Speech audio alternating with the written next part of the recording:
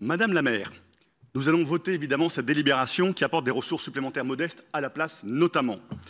Changer Paris a toujours soutenu ce centre de création, de pratique et de diffusion des cultures hip-hop. Mais je veux soulever ici un sujet grave. Depuis de nombreux mois, sa directrice Rachel Kahn fait l'objet d'attaques de plus en plus virulentes. Dernièrement, une pétition est allée jusqu'à demander son renvoi. Dans cette affaire inquiétante, ce n'est pas sa personne qui est visée, mais bien notre socle républicain. D'abord, pour commencer, le travail de Rachel Kahn doit être défendu sans aucune hésitation. Elle a activement contribué à faire rentrer dans les cultures hip-hop dans la politique culturelle de la ville et même au-delà. Elle a levé des fonds depuis longtemps pour financer des films, des projets. Et donc, elle vraiment, je pense que remettre en cause ses compétences est un prétexte plutôt pour s'attaquer à la femme et à ses convictions aux yeux de cette idéologie qui ne tolère pas la liberté de penser. Car en effet, Rachel Kahn n'a pas la langue dans sa poche en tant que militante féministe et universaliste, antiraciste et républicaine. Elle a travaillé pour Jean-Paul Huchon, preuve de mon ouverture d'esprit, mais nous sommes nombreux, malgré son engagement à gauche, passé en tout cas, à suivre avec plaisir ses commentaires sur les réseaux sociaux comme dans les médias. Elle y défend ses convictions sur un ton poétique, ironique, parfois plus lyrique. Et puis elle a sorti un livre qui s'appelle « Racé », pas « racisé », « Racé ».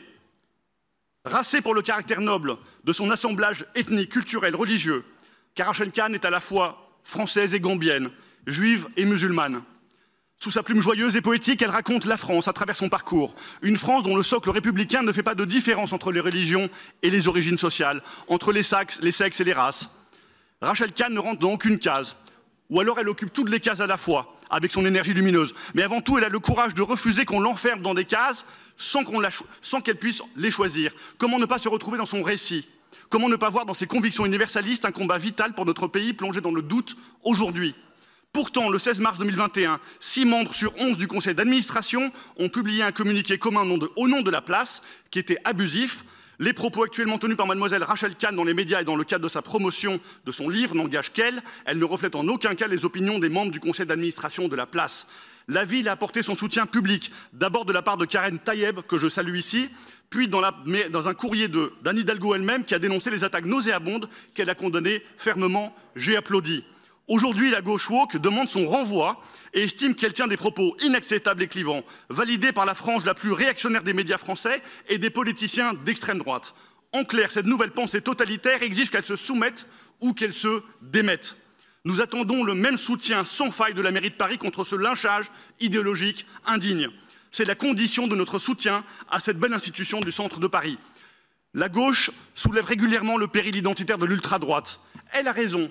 Et je suis le premier à en dénoncer le danger pour la France. Mais je vous renvoie l'argument. Que faites-vous contre l'ultra-gauche identitaire?